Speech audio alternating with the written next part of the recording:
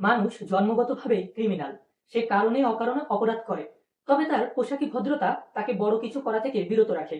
যদি এমন বলা হতো যে ক্রাইম করলে তাকে শাস্তি দেওয়া হবে না, তাহলেই দেখতেন দুনিয়াটা কেমন খুনোখুনির হানাহানির অভয়ারণ্য হয়ে উঠেছে। আজ আপনাদের সাথে পরিচয় করিয়ে দিব একজন ভিন্নধর্মী গোয়েন্দার, যার নাম অলোকেশ রয়। এবং এই নামটির পেছনেও রয়েছে রহস্য। আমরা সকলেই কম বেশি গোয়েন্দা চরিত্র ফেলুদাকে চিনি, আমার নিজেরও বেশ পছন্দের।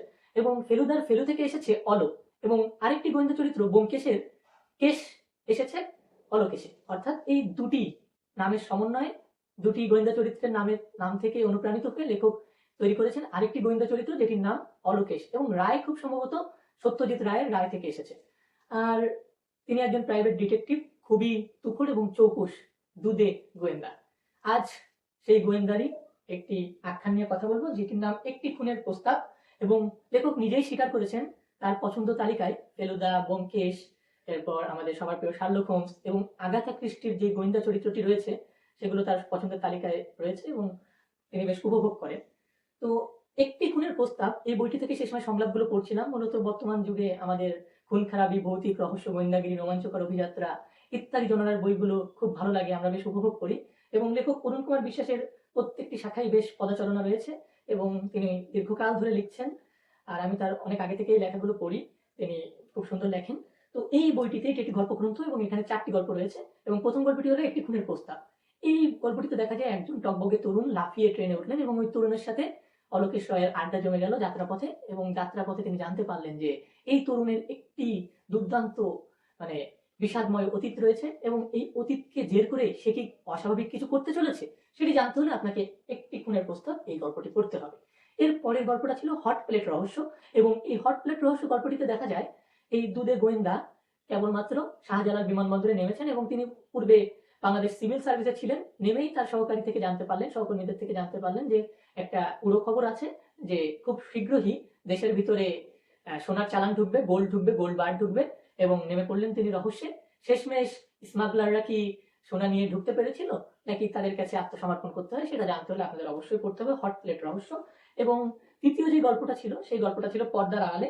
এবং এই গল্পটা বেশ ইন্টারেস্টিং, কেননা এই গল্পটিতে দেখা গিয়েছে যে একটা ছেলে আত্মহত্যা করেছে, কিন্তু সকলেরই মনে হয় এটি আসলে আত্মহত্যা নয়, খুন। কিন্তু তেমন কোনো মোটিভ পাওয়া যাচ্ছিল না। এই রহস্যেও জড়িয়ে পড়লেন অলোকেশ রয়, নেমে গেলেন রহস্য সমাধানে। একের পর এক চট তিনি কি খুলতে পারবেন, জানতে হলে আপনাকে পড়তে হবে এই পর্দার আড়ালে গল্পটি। এবং সর্বশেষ যে গল্পটি ছিল সেটি ছিল দুর্বিসন্ধি। এবং দুর্বিসন্ধি গল্পটি একেবারেই দুর্বিপাকে জড়ানো ছিল, কেননা এই খুনের একেবারে টোটালি কোনো এভিডেন্স ছিল না, কোনো প্রুফ ছিল না এবং কোনো মোটিভ ছিল না। এরপরেও এই রহস্য সমাধানে তিনি একটু বিচলিত হননি, নেমে পড়েছেন, যতটা পারা যায় তিনি চেষ্টা করেছেন। এই গল্পটিতে দেখা যায় যে একজন থার্ড জেন্ডার মানুষকে খুন করা হয়েছে এবং তার হাতের 5টি আঙ্গুলি আততায়ীরা নিয়ে গিয়েছেন বা কেটে ফেলেছেন।